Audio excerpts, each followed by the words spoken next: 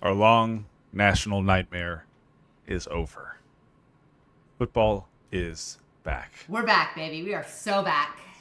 Let's talk about it right now on Frogs Insider. Hey, Frog fans, welcome into another episode of Frogs Insider.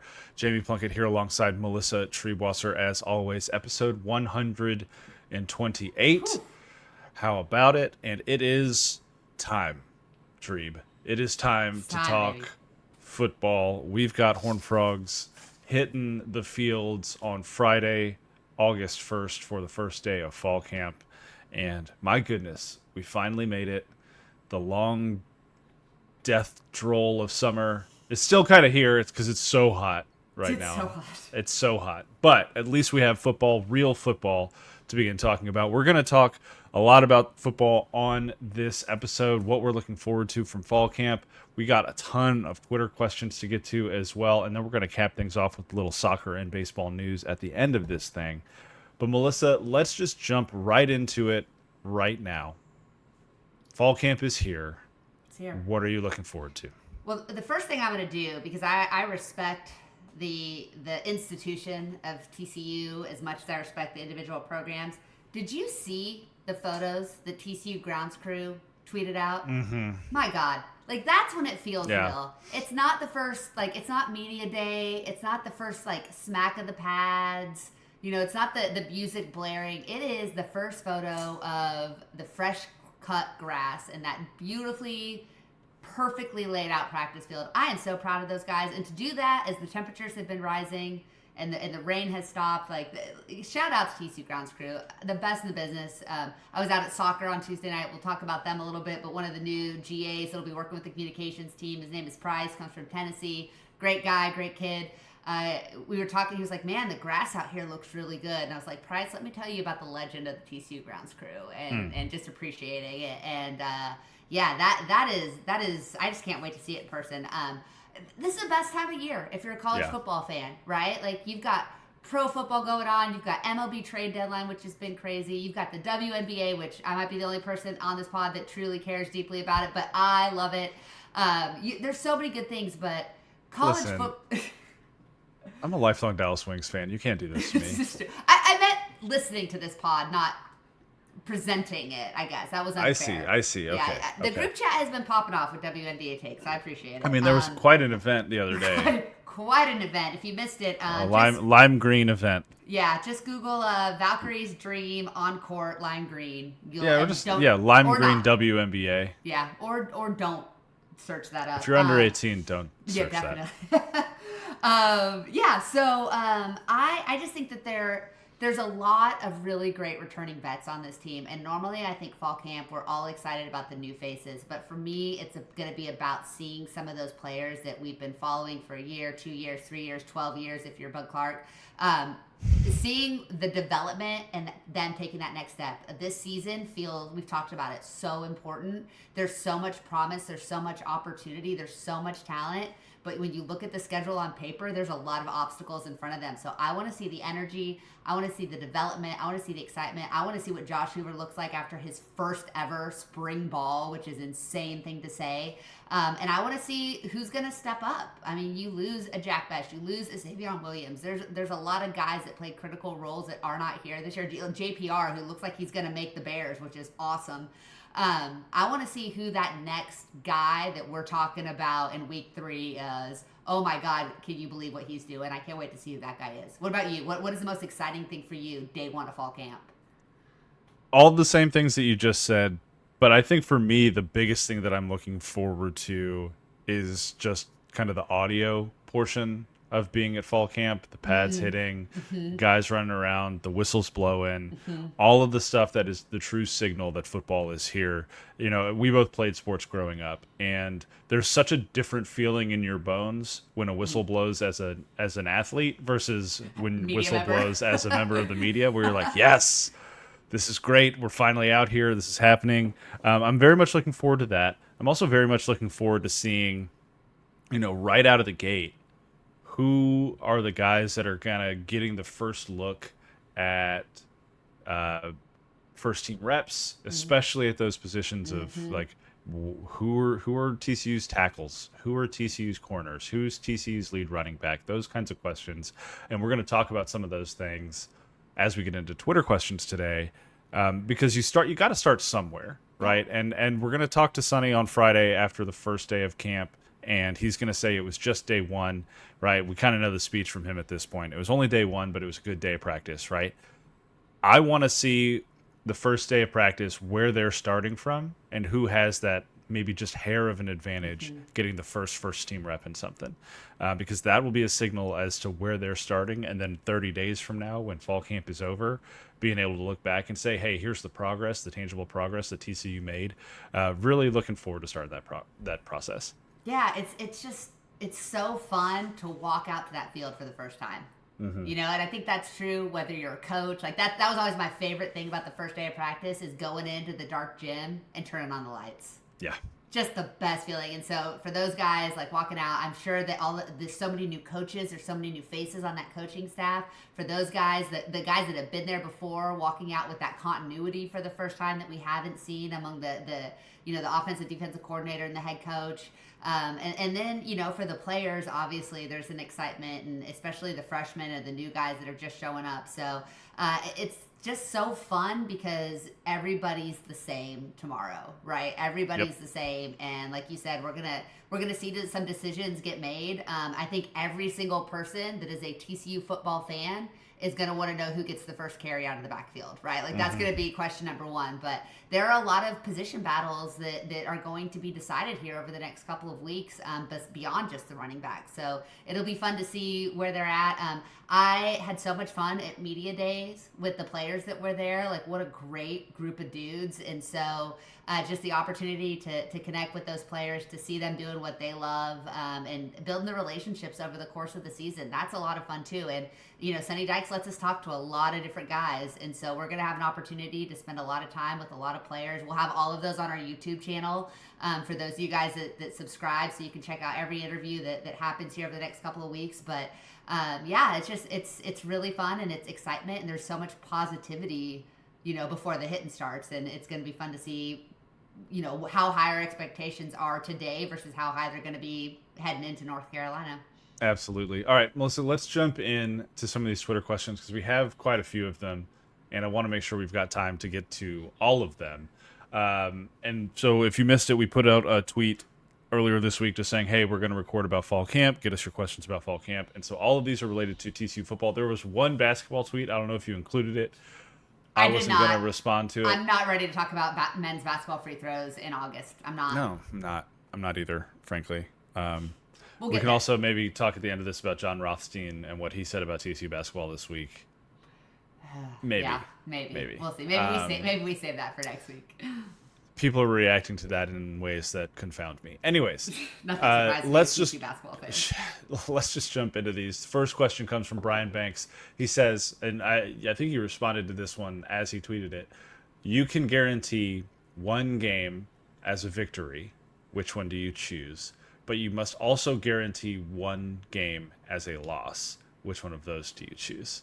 It's the worst question. Brian, like, you're a great guy. We love you. We appreciate you. You're a steady fan. I hate this question so much because I don't want to. It's not that hard to answer, though, right? Like, I don't think it's that hard to answer. But to me, there's three choices. Have you narrowed this down? Do you know exactly which game it is? I've got my answers already. Okay, I'm gonna let you go first on the win. I'm gonna go first on the loss.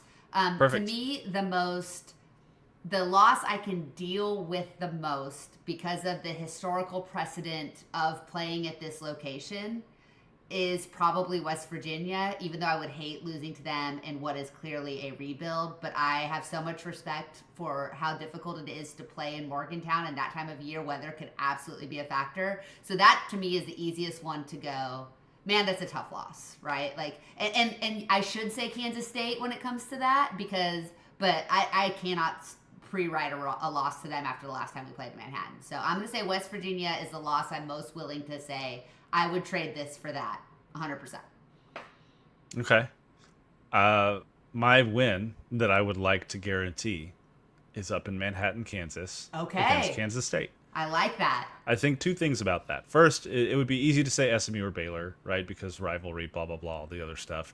I don't think if you're guaranteeing a victory that it should be a non conference game. I think it should be a Big 12 game. So that's kind of where I landed there. And you get Baylor at home this year after the way things ended in Waco last year. I think it could spark another, what was it, 7 seasons in a row of beating Yeah. Baylor. So, Yeah, something like that. 130, but something like that, yeah. but if you're going up to Kansas State and you're getting that win, I think that's a signal of a lot of other things. So I would love to be able to guarantee that victory over the Wildcats to kind of reestablish. TCU doesn't do well in Manhattan, and so it'd be nice to see them get over the hump there. Yeah, I For love it. you, which win would you like to guarantee? While I 100% agree with your logic, to me, I'm looking less about what this means in the insulation of TCU season and more what it means nationally or beyond just what TCU has accomplished. I kind of took it a different route. So it's 3 choices. The Baylor's the one because again, after the way that it ended in Waco, would love to get that. That's what. Sure. But the 2 that really hurt for me are 2 non-conference. And again, you're 100% right. Should guarantee a conference win. But I'm a very emotional person. I am a deeply troubled empath. And so the 2 things that I look at is number 1, I do not want to repeat of Deion Sanders, Colorado. I Sure. do not want to set Bill Belichick off on a rocket ship. I don't want to be that team. I don't want to do it. So that's really deeply personal to me. And the other is, if this is the last Iron Skillet game for the foreseeable future, I don't want to deal with SMU fans in my mention for all eternity repeating 61-58. Right? Like that, Yeah. and that's what it's going to feel like. So I think I lean SMU because it's more personal, but it's tough. I do not want to deal with the national perception of what will happen with Bill Belichick's UNC if TCU loses that game. But I think more importantly, I don't want to personally deal with SMU fans if TCU does not win the final foreseeable Iron Skillet game at home after the way that last year went. I stopped talking right as you took a sip, and that's why I'm a bad podcast No, partner. you're a great podcast partner. I let it took the sit. sip at a poor time. We were letting it sit. So okay, I- so what's your yeah. what? Oh, go ahead. You can respond and then give me your L. I hear what you're saying, and I fully agree as far as like bragging rights and emotional feelings situation. Like losing to North Carolina or SMU would be brutal, especially at the start of the season when you feel like, and we can get into this a little bit as we just keep answering these questions. You feel like TCU's in a pretty good spot when it comes to their roster, their potential, all the kind of hopes that people have for this season. Taking an L first 3 weeks would be pretty rough. Yeah. I went with Arizona State Okay. for my guaranteed loss. Great one. Yeah. Because you'd think about the 2 toughest road games that TCU has this year. It's not North Carolina. That's not one of the 2. It's Arizona State and Kansas State. For sure. Potentially West Virginia, which you've already mentioned. Houston is on the road as well. BYU is on the road as well. I mean, Less both those bullish teams on those 2 teams. have some challenges ahead of them. Although Houston did take TCU's cake in Fort Worth last We're year. talking about it. So if I'm looking at the 2 toughest road games, and I can guarantee that one is a win while the other becomes a loss, I think I'm taking the Kansas State win and giving up the Arizona State game. Yeah. Because realistically, Arizona State's incredibly good. So is Kansas State. That game, I'm not terribly emotionally tied to it, right? So I'm not going to have to guarantee it as a win or a loss. And it's just a game, right? Yeah. And one loss in conference doesn't really matter. On the road I'll to guarantee a that top contender potentially. Yeah. Sure. Early Yeah. in the season, if you're gonna drop one of those 4 games, you hope that it's that one, right? Get it out of the way early, Yeah, right? yeah. So no, I think that's solid reasoning, logic. Arizona State fans are great. Love love Dillingham. Think he's awesome. So yeah, I would not. I do want to travel to that game, and I hate traveling after an L. So Sure. But I do think that's going to be one of the toughest road games TCU has for sure. So. I think those are all very reasonable takes. I think we've done a decent job and justified ourselves well. I think we also talked for like 5 minutes on one question. So We're good. We're in Yeah. great shape here. Brian, you got to tell us now which one Yes. is your win and your loss on socials. Next one comes from Monty Miller. Rank our regular season games in terms of most important and least important to win. If the Frogs hit the Vegas under win total, what happens? So let's start with the first one. Rank our regular season games in terms of most important and least important to win. Google TCU football schedule because I prepared. Yeah, we are a production heavy Um, staff here. Yeah. okay, so yeah.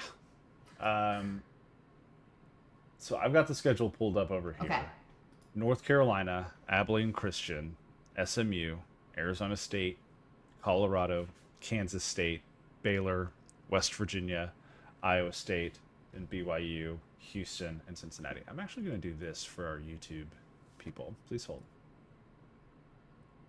So I guess while you're doing that, what I'll say is when we think of importance, we're looking towards, I imagine, big picture of TCU accomplishing its goals, right? So of getting to the Big 12 championship, of having an opportunity to be in the hunt for a college football playoff. Is that kind of the metric we want to use? I suppose. Yeah, All I right. think that's probably the easiest way to do it. So, but we also have to consider too, if you lose one of your games in the first 3 weeks going into the season as an unranked team, you're really going to be fighting that climb until November and having to really stack wins late if you lose early and you're not ranked. If you lose early and you are ranked, it's a little bit easier, I think, to get back in than if you're kind of off the radar to begin with. Yeah, I agree. So we're ranking the most important wins or most important games. I think just generally speaking, road conference games are really important Yeah, I because the agree. concept and the thought is the same as if you talk to Jamie Dixon ever, and Melissa, I know you've had this conversation with him because I have too. He will always say that the biggest priority of any given basketball season is winning games at Schulmeyer. Yeah. Like that's his number one A-list priority is protecting home court. Doesn't always work out, but that is the goal. And then if you can go on the road and steal a few games, good. That you're probably in great shape when it comes to league play. I think to an extent, especially with a schedule like this one for TCU, the opposite is almost true. Because you've got a home schedule that is in conference. Colorado, Baylor, Cincinnati, Iowa State. Right? Okay. But your road games are Arizona State, Kansas State, West Virginia, BYU, and Houston. And I think if you want to have any sense of being competitive to the extent of competing for a Big 12 championship, those road games are going to be the games you have to win. Because those are the tests. And we did the schedule game last year and none of it turned out Yeah. like we thought because Arizona was doo-doo and other teams were decent. But just looking at it on paper, having to go on the road to Arizona State and Kansas State and West Virginia is going to be a challenge. BYU, because of their quarterback situation, obviously up in the air. Houston has a very good defense. Don't know what the hell that offense is going to look like at all. But they've got a good defense. If you can go 3-2 in those road Big 12 games, I think you're setting yourself up very, very nicely in the long run. So I would prioritize Kansas State, Arizona State, and then the other 3 road games, then Baylor and SMU home games, North Carolina, and then the rest of the schedule kind of under that. Yeah, I think that's a really good way to look at it. And I think, again, there's no preseason rankings this year that have been officially done by the Big 12. The media didn't get to vote. So we don't really know who the contenders are, so to speak. But, when I look, if I think about my expectations for this season, Arizona State's a contender, though we'll have to see how they replace Scat. Like, that's obviously a big one. Kansas State is probably a favorite to finish in the top 4. Baylor absolutely has a path to a Big 12 championship game, and then probably Iowa State is the other team that I expect to be in those mix. If you're not playing Texas Tech, which is I think would be most people's pick to get there. Utah, we don't know what to expect with the quarterback situation, but everybody kind of expects a little bit of a bounce back year for them. If you're going to miss some of those contenders, then it's really important that you beat the ones in front of you. Yeah. And so if you can go on the road and beat Arizona State as your conference opener and get that win, that first win of the season, you've established yourself now as a big boy, as somebody that is legitimately in the race to get to Arlington. You've done it early. Winning at Kansas State would be an absolute message sent to the rest of the conference, right? So if you can protect home field and you can go and knock off at least one of those two teams on the road, that goes a long, long way of positioning yourself. And because it's now an unbalanced schedule, it's really, really important that you beat the teams that are in front of you or the teams that are grouped right around you. And the tiebreaker situation is so freaking weird in this conference that you don't want to put yourself in that position. So those to me are probably the two biggest games on this schedule, however you want to rank them. But I also think that it has to be fluid. And if we have this conversation at the end of September, it probably looks different. If we have it at the end of October, it probably looks different as well. So, there's that stretch of at Kansas State, Baylor at home, at West Virginia, Iowa State at home that I think will make or break this season. If you go 3-1, you are absolutely one of the top contenders to make it the Big 12 championship game. If you go 4-0, you are probably well on your way. The front runner, yeah. Yeah. If you go 2-2, you have an uphill climb the rest of the way, but the schedule does get a little bit less hairy down the stretch theoretically. So, but this conference is so crazy. We have no idea. So I think that's a really hard thing to do. And that segues really nicely into the next question for Monty, which is, if the Frogs hit the Vegas under win total, what happened? The under win total is 6.5, right? Is where their line is set, which is the same as Houston.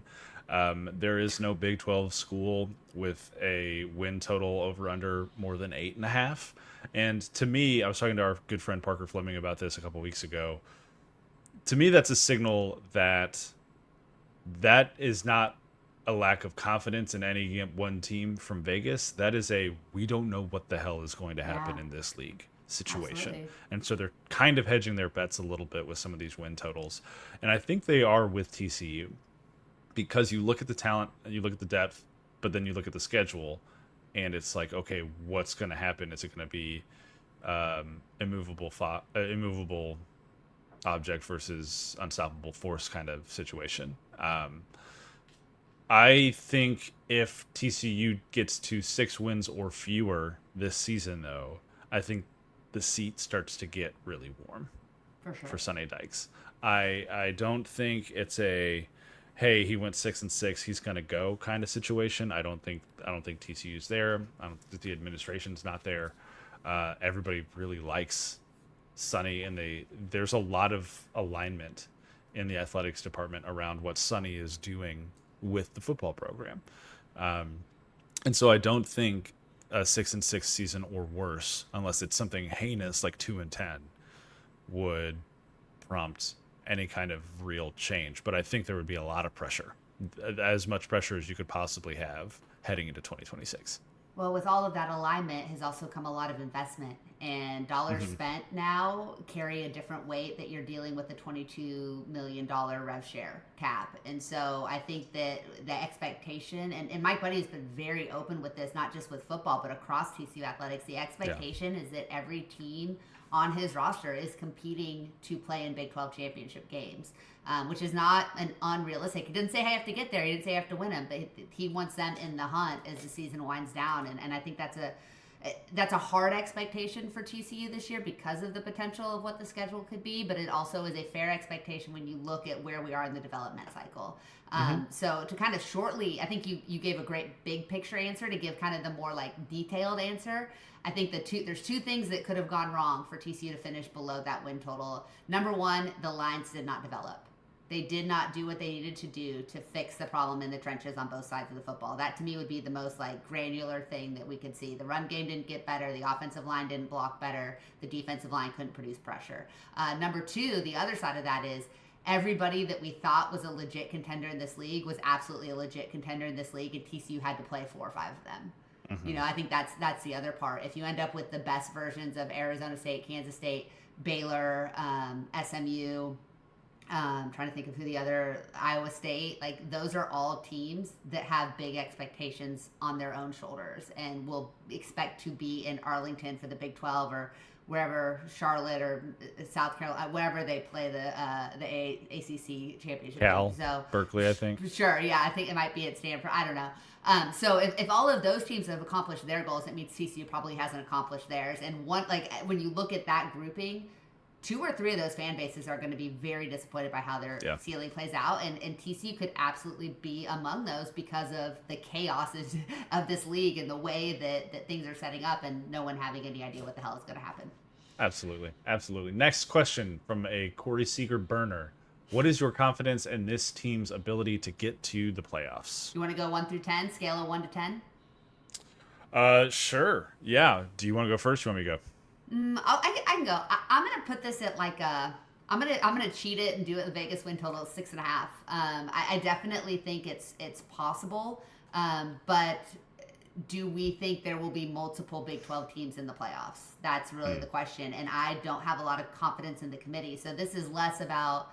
I mean, that would be me saying I don't think TCU is going to win a Big 12 championship. I certainly think it's a possibility. That's not where I'm setting my expectation this year, and I'd have zero confidence in the committee putting 2 Big 12 teams in the college football playoffs. So I think that this will be a one bid league because of how much chaos I expect there to be, and that would mean TCU has to win the conference championship. And with the road schedule, I think that's a big ask. So while I believe it's possible, while I want to see it happen, it's not what my expectation for the season is.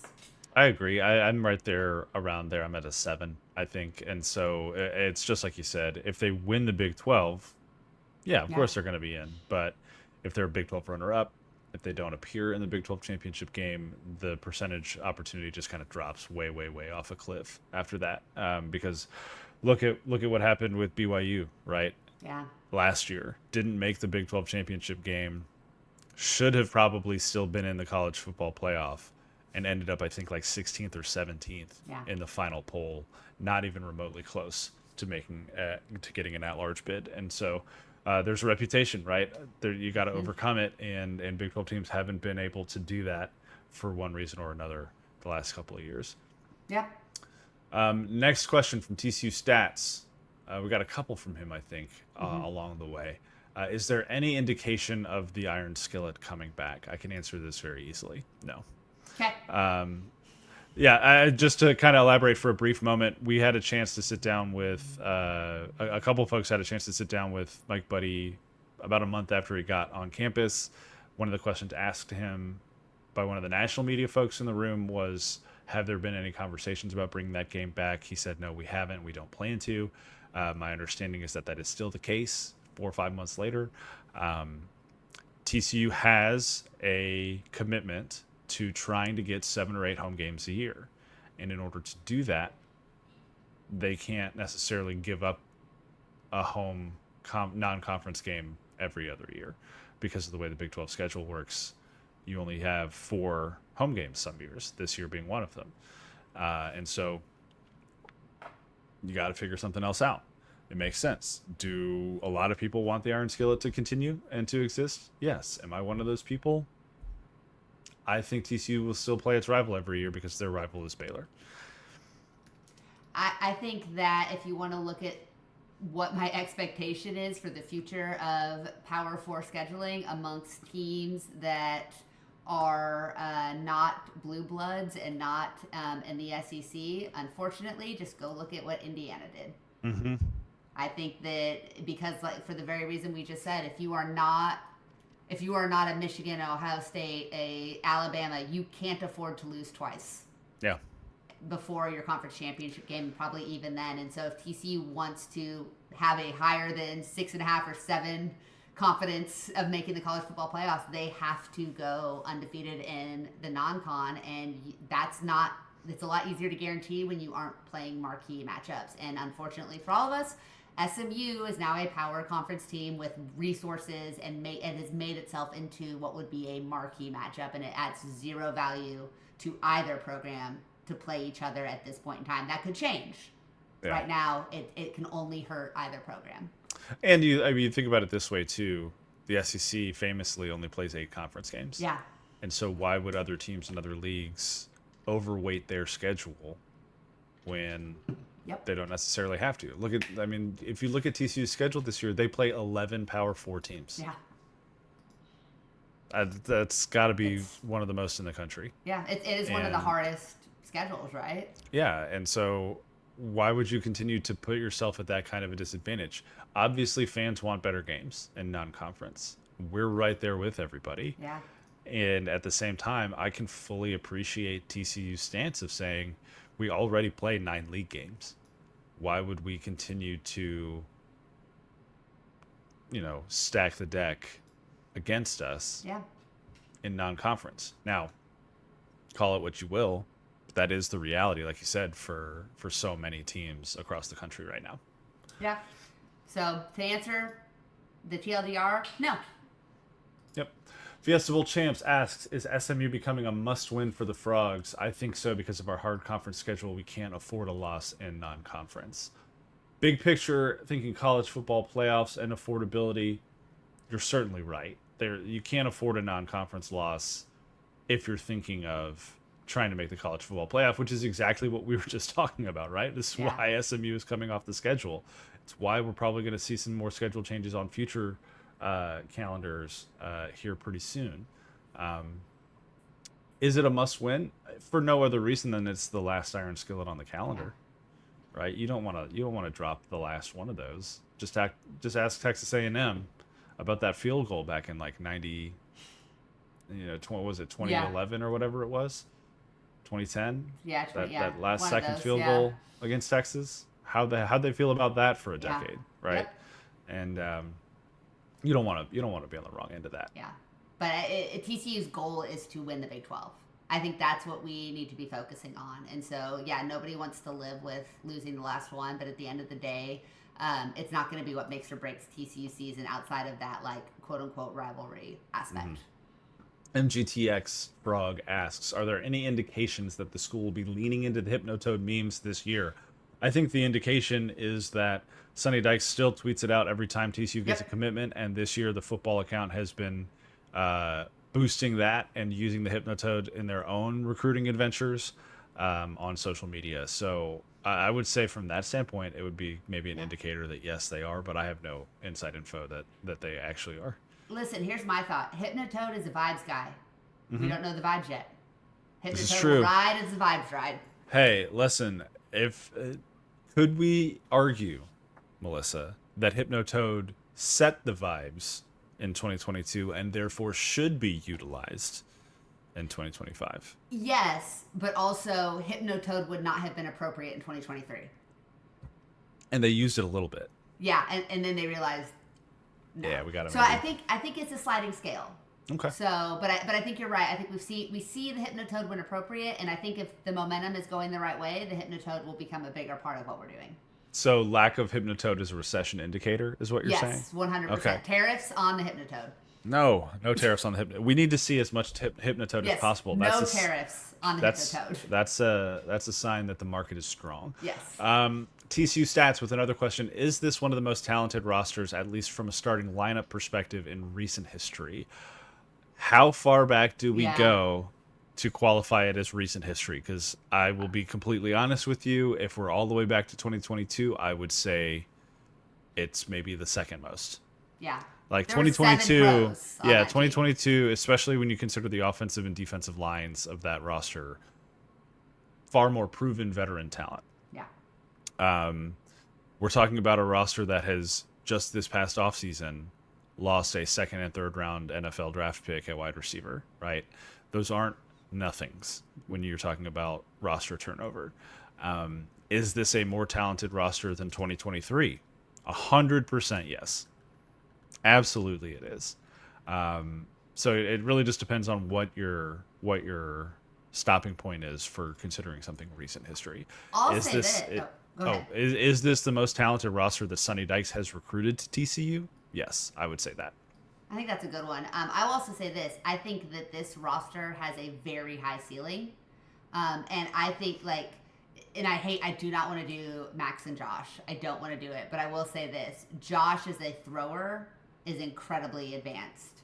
Mm-hmm. Max is a runner, incredibly advanced. Max is a winner, incredibly advanced. If Josh can take that step as a leader that put the team on your back and lead, like if he can reverse what happened early in the season a couple of times, and he can go do that on the road at Arizona State or do that on the road at Kansas State and channel that aspect, his ceiling is Yeah. so much higher, right? And so I think it's going to come down to the line play. Like if they, like I said, they can match the talent of those guys, and TCU's going to be in great shape. It's going to be a heck of a run. So I think the ceiling is really high, but there's too many unknowns. So on paper Tigers, as Gary loved to say, on paper it looks like this could be a very high ceiling, high floor team. Whereas 2022 had probably a much lower floor than we anticipated, but the ceiling far exceeded really any expectations, I think, going into that year. 100%. And I love Max. He was a gamer and a winner, like he said. He also had Kendre Miller and Amari DiMercado in his backfield. Also helps a lot. You Goes a know, long and way. if TCU's rushing, if TCU's 113th in rushing again this year, I don't think Yeah. it matters how good of a passer Josh Huber is. Yeah. This is just from someone named James. It was just James. Which newcomer has the highest ceiling? I've got a couple names in mind Okay. for this. Would you like to go and reveal yours first? I'll go. I can go with one. So newcomer can mean two things. It can mean true freshmen, obviously, or transfers. I'm wondering if you and I are going to be the same on the transfer. I think we might be. So I'm going to go with the true freshman that I think. Okay.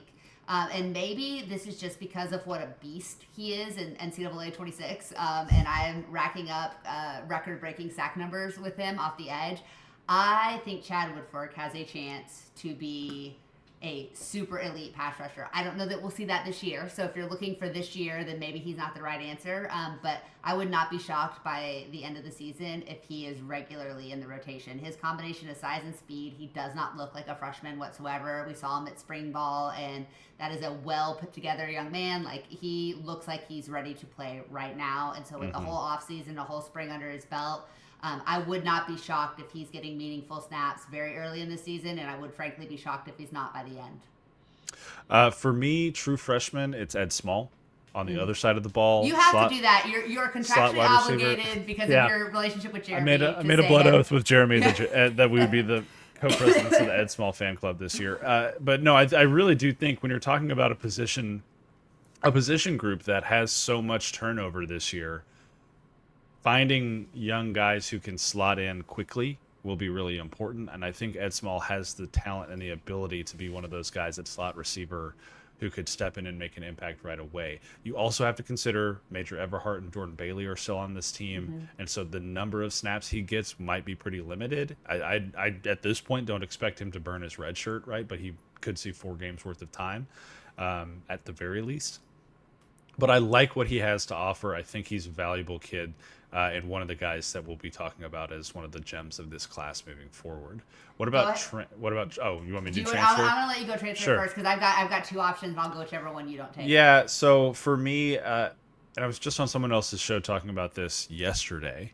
We're recording this on Thursday for context. I think our podcast and that one are going to release on the same day. But for me, I was really going back and forth between Jordan Dwyer and the Washington State defensive tackle.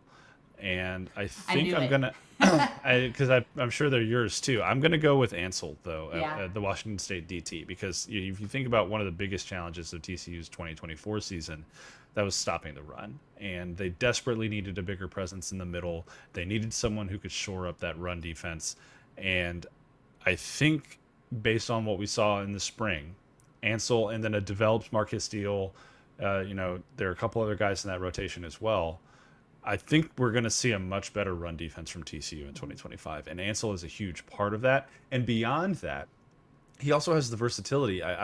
People maybe don't really go back and look at all of these kids' stats from where they previously played, but he had 6 sacks at Washington State last year from that nose tackle spot, which is insane. And so there seems to be a little bit of versatility there, where he doesn't have to necessarily be a run stopper only. He can stay on the field, maybe get some pressure on opposing QBs, help those edges out a little bit, right? Help the stud position out from maybe getting double teamed very frequently.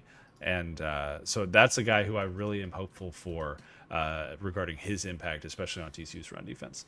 Yeah, I think that's a great one, and I think he's one of the most critical guys that have come in. I actually considered Elijah Jackson as being in mine because I think he's so critical, but he was a little bit banged up, right, in spring. Yeah. So we haven't really seen him go through a full a full set of TCU experiences yet. So I'm going to give him some time. And I think Dwyer, he's an easy one to pick. But when you talk about losing Jack Besh, when you talk about losing Savion Williams and JPR, like you have to have somebody to step up next to Eric McAllister, who I think we both think is going to have a big year. But there needs to be that second option in order to open things up. And if you want the run game to be successful, then you need people that can stretch the field. And he seems like he's just such a perfect complement to Eric on the other side. I think that he and Josh will have a great relationship too and a good chemistry. So he's a guy that if he doesn't have a great season, TCU probably isn't having a great season either. I think he can really be, step in and be, 80 to 85% of what the guys he's replacing were. And that I think would be good enough for sure for TCU's offense to be effective. I agree. Next up from Eric Sorensen, there are whispers of a Josh Hoover fall off this season with Besh, Savion, JPR all gone, plus another mostly unproven running back room. Realistic concern or simply off-season chatter? I will be honest, I saw this tweet and I thought to myself, what whispers? I don't think I've heard any whispers of a Josh Hoover fall off. I think the conversation is around other Big 12 quarterbacks in the league are maybe consuming more of the media oxygen than Josh Hoover. And so he's not necessarily getting the amount of attention that TCU fans would like to see him get, especially after the Tennessee courtship that happened back in spring ball. I think Josh is in for another great year. I will say this. If you told me right now, without any context, that Josh Hoover didn't throw for as many yards as he did in 2024, I wouldn't necessarily be worried about that. I wouldn't necessarily consider that a fall off because one of the things that could be that could be an indicator of is that the running game was actually a little bit better. And if the running game is a little bit better and you take some pressure off of Josh Hoover, his stats may not be as gaudy as they were a year ago, especially from a yards standpoint, but that doesn't necessarily mean he had a worse year. I'll go one step further and say if Josh throws for 4,000 yards again this year, TCU probably did not meet its goals. Because I think that you cannot be a true contender and run the ball the way that they did a season ago. Yeah, so I mean, we saw it.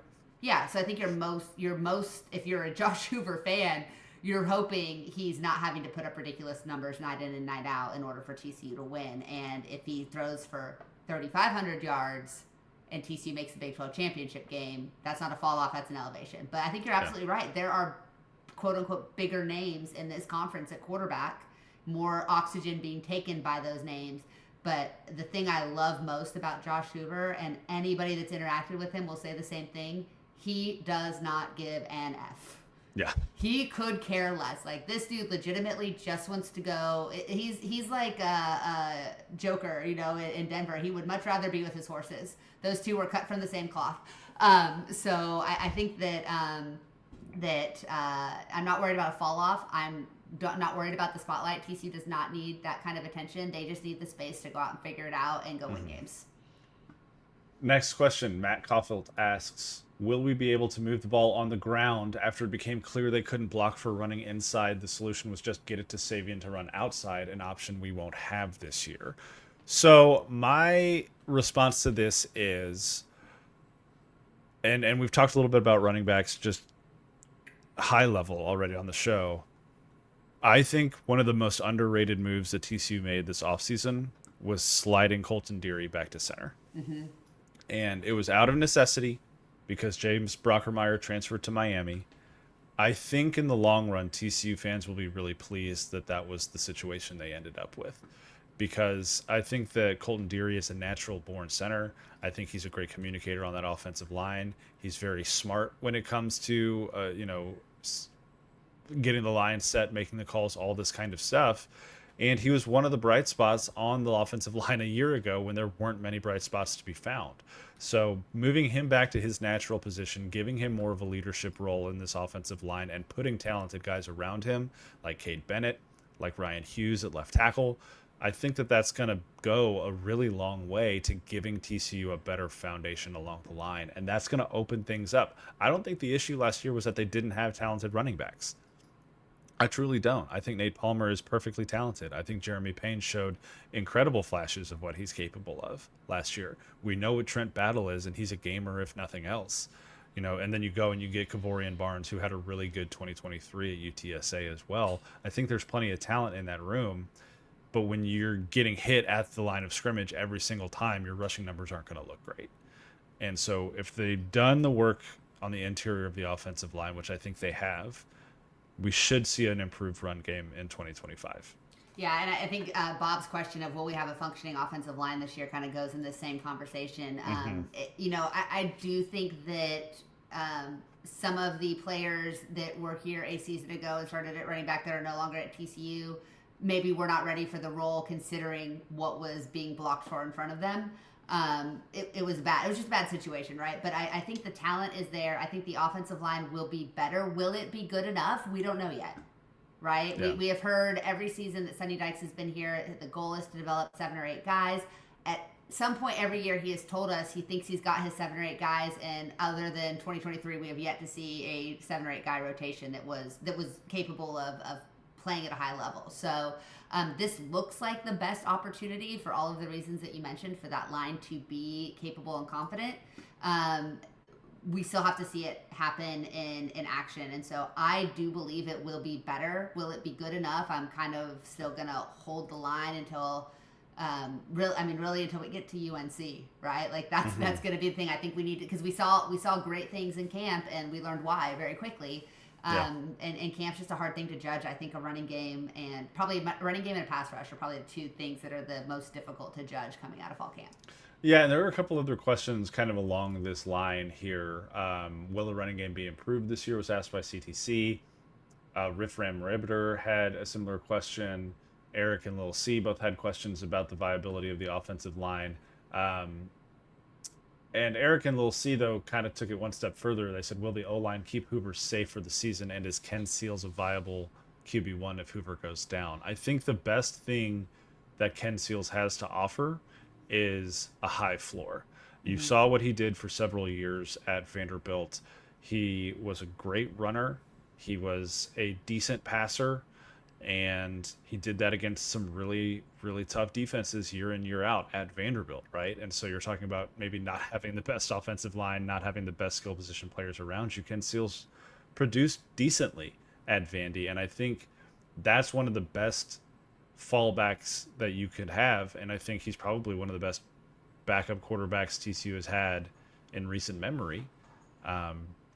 If you're considering Josh and Max starters when they maybe didn't win the job in camp. But I'm not terribly worried about Ken Seals if he has to play football. The ceiling, I think, is lower than Josh, especially from a passing standpoint.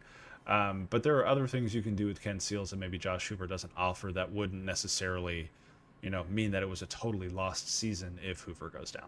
Yeah, I mean, I think TCU is in as good a situation as about any school in the country, and there probably aren't many better as far as QB2 goes, like as far as their backup situation. I mean, not many teams have a backup quarterback that started double-digit games in the SEC, right? Like, that's just a huge thing. So, I think the situationally is going to be really important in answering this question. If the run game is good, right, good enough, not to be elite, but it's good enough, and you tell me Ken Seals needs to come in and win a game or 2, I'm 100% confident that he needs to. If you tell me he's going to come in game 6 and have to finish the season, that's probably, we need to change our expectations. But sure. I am super confident if he needs to come in for a couple of series. If Josh bruises a rib or something and misses a game or 2, I'm really confident in Ken Seals, and I think most importantly, so is Josh Hoover, and so is Sonny Dykes and Briles. So Kendall Briles, I think that he knows the playbook, and the most important thing he did was choose to stay. Yeah. When there's a lot of schools that would have been on the phone giving him a call, maybe not at the Power 4 level, but he could have started a lot of places this season. But his knowledge and understanding of the playbook and his ability not to just mentor Josh, but to come in and play if needed, I think is going to be really critical to how TCU plays this season. Yeah, and Josh talked about that at Big 12 Media Days, about how glad he was that Ken stayed around and how valuable Ken has been to the program. So they've got a great relationship. It seems like Ken has a really good head on his shoulders and was committed to being here. And that's just, what more can you ask for from a kid, right? Yeah.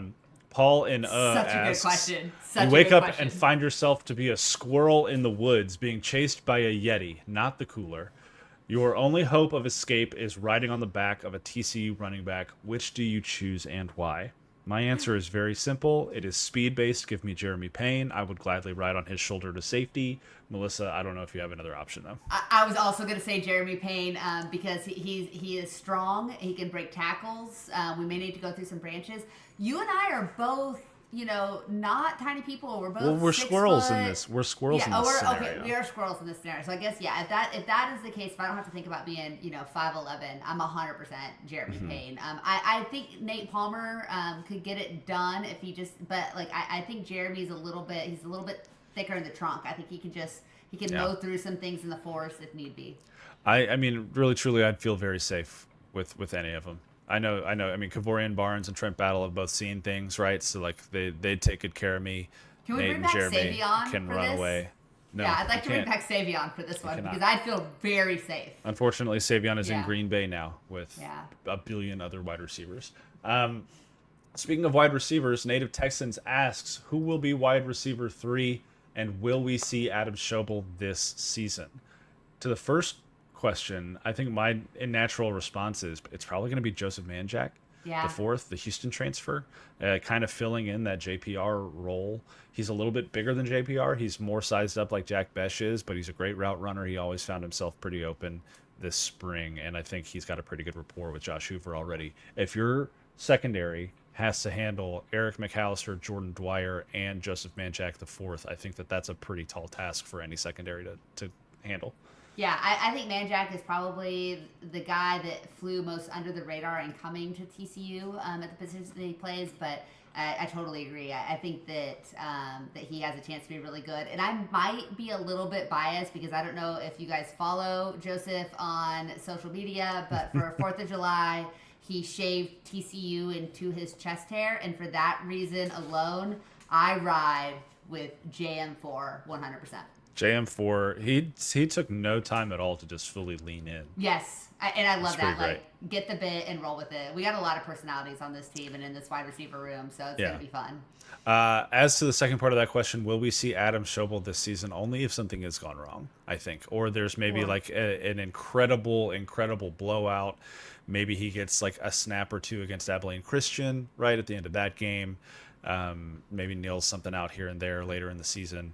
But I don't think we'll see a ton of Adam Schobel. I don't think that's an indicator of Adam Schobel's talent. That's just, hey, you got Josh Hoover and Ken Seals on Yeah. the roster, and you don't have to put a guy in there before he's ready.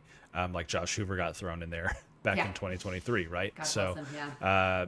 that FCS game that Josh Hoover played against Tarleton State will always be in the back of my mind because I think he threw a pick on his first collegiate attempt, and everyone panicked. And now look at Now him. look at us. Yeah, So. totally agree. Next up, Mando Frog. I don't know. Will Andy be on the sideline the whole season, or will he try the press box view again? That's a great question. I don't know that I have a concrete answer for that yet, but I'm working off of the assumption that he will be on the sideline Yeah. again this season. The defense improved just so much when he moved from the press box down to the sideline. He did that, I believe, during the Kansas game. I think he you're spent right. the first half in the press box at Arrowhead and then moved down to the field, and TCU's defense put the clamps on Kansas in the second half of that football game to come away with the win. I would anticipate, after seeing that last year, that Sonny would make the recommendation to Avalos, hey, you're going to be on the sideline again this season. Plus, that coach's box can be real full, so it might be a little roomier on the sideline. Yep, true. Packed up. Frog Mixes, who does some really cool content Yeah. on X Doing these some awesome days. work. What is the ceiling for this defense? How confident are you guys that we'll be able to replace Scud and Hodges' production? I think the ceiling for this defense is really high. I do. When you talk about the vets that are coming back, like Bud and Namdi, Devin Deal coming back for another season at the stud, you've got some really impressive young guys like Travis Jackson. You mentioned Chad Woodfork already. Man, it feels like the ceiling for this thing can be pretty high. Yeah, I mean, I think quarterback is going to be the big question because you have guys coming off an injury that didn't play last year. But if that rotation gets solidified and you brought in some guys and you develop some guys, so it should be not a weakness. It feels like you can go too deep at most positions on that side of the ball and feel very comfortable. And I think not just from a protecting against injuries, but if you can rotate that line, if you can not have guys having to play 60 snaps a game, and you can go fresh legs, it helps the pass rush so much. That's been shown time and time again. I think the safety unit has a chance to be the best in the conference, or one of the top 2 or 3 in the conference, with the combination of experience and ability. So it's a really high season. The defense played so well down the stretch for most of the time, despite not really being able to stop the run. So what they did was really impressive. If they get better in that regard and play with the energy and effort that they did that final stretch of the season, this could be absolutely one of the better units in the conference for sure, at the very least. And when you look at corner too, like you said, there's the injury concern there with Helm and Glover, but you also have guys who picked up some incredible experience last year in Channing Canada and Javon McIver. And so even just those 4, before you even consider transfers and younger guys, there's a lot of veteran depth in that room. And if the health is there, I'm pretty confident that they're going to be able to replace a guy like Lemarian James. As far as linebacker goes, I mean, if you go back and listen to our episode with Jeremy Clark, he thinks linebacker is going to be one of the best position groups on the roster this year. When you've got Namdi coming back, obviously Max Carroll in the mix as well. Jonathan Bax. Yeah, Jonathan Bax. A lot of people believe in. I don't think they're going to have too much of a production replacement problem, especially when you consider the fact with Johnny Hodges, as much as we all love him, he was more of just a run stuffer, really. Yeah. And out of necessity in 2024, he had a lot of run stuffing opportunities. You shore up the things in the interior defensive line. Now your linebackers are more freed up to do what they need to do in other places. So I think I'm pretty bullish on this defense this season. Yeah, I think they're going to be fun to watch. I think that the pass rush will be a lot better, and if they can stop the run just appropriately, I think there's a high propensity for game-changing plays with that unit for sure. Absolutely. The last question of the day, most important one, from Colin Burns: will we make friends along the way this year? Always. So many friends. And like, come talk to us and say hi to us, and a lot of people send me weird pictures when I'm on the sideline taking photos. I love it. It's great. Not inappropriate. Just you know, it's a little stalkery, but like in a good way, like people I know. So, but like, we're always gonna make friends along the way. It's the best part about doing this, right? For sure. Make sure you follow Melissa over at The Coach Melissa. Follow me at Frog Preacher. We love to chat. We will do more Q&As like this as well, so you can get your questions in, interact with us that way. And then, if you see us in public, we don't bite typically. Anywho, Melissa, we've got a couple other things to cover here, though, before we fully wrap up the podcast. You were out at soccer the other day, as their season is also getting underway very soon. They've got a scrimmage coming up. Very interesting storyline, though, coming into the season that we were talking about before we hit record. In the freshman class alone, they have a 20-year-old and a 16-year-old. This is a factual statement. So I'll give you a little bit of more context, because otherwise Brandy will take us both out. But the 20-year-old is a redshirt freshman. Okay, so a redshirt freshman, still a little bit, on the aged side, but good. The 16-year-old turns 17 in the next few days, so almost 17. Oh. She reclassified out of Southlake, super high-level elite player. So we interviewed her. You can go to our YouTube channel if you want to check it out. But yeah, it's not like Wake Forest tennis, but it feels a little Wake Forest Tennessee, right? And just like, it's very, the age gap is hilarious. This is a really, again, I was on the soccer bandwagon all of last fall. If you have not gone to a TCU soccer game, it is among the TCU soccer and volleyball, probably the 2 most family-friendly events that you can go to in the fall. Like, football obviously is a big production and a thing, but like, if you want to just let your kids run around in the grass, get in for cheap, and have a great time, those 2 sports are super accessible for people of all ages. 17 new players. Eric Bell did an awesome job of hitting the portal hard and recruiting at a high level, which he has consistently done.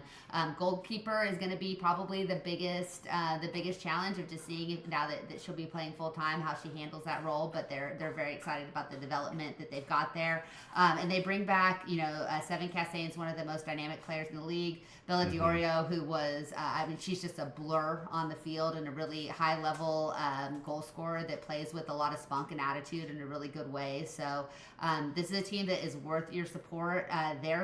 Seven really put to words that this team expects to be in the Final Four and to make the College Cup this year. They have a lot of really good veterans that have proven it time and time again. So they'll certainly be competing for a Big 12 title, and hopefully well beyond it. So they felt very disrespected by the way that last year ended and their seeding in the playoff tournament. And so I think there's a big chip on their shoulder. There's great chemistry. It's a team that really likes each other. And with so many new faces, it seems like they've kind of bonded together really well early. So go support them Tuesday night at home. Their first counter game is in like 2 weeks. Mm-hmm. So it happens fast for soccer. So get out there, get your season tickets, show up. They do great giveaways. It's a great atmosphere, and they pack that place as good as any college women's soccer program does in the country. Yeah, I mean, they're top 10 in attendance almost every season, which is incredible. Eric Bell's done a phenomenal job with that program. Yeah, he's the best. You're just one of the many incredible coaches that TCU employs these days. Baseball also has some scrimmages coming up a little bit later in the fall, both in October. TCU will travel to Texas A&M on October 10th. That's a Friday. That game will happen at Bluebell Park down in College Station. Time has not been announced yet, but that'll be a really fun matchup between two post-Schlossnagle era programs. And then they'll host, TCU will, Texas State the following Friday, October 17th at Lupton Stadium. That is at 6:30 p.m.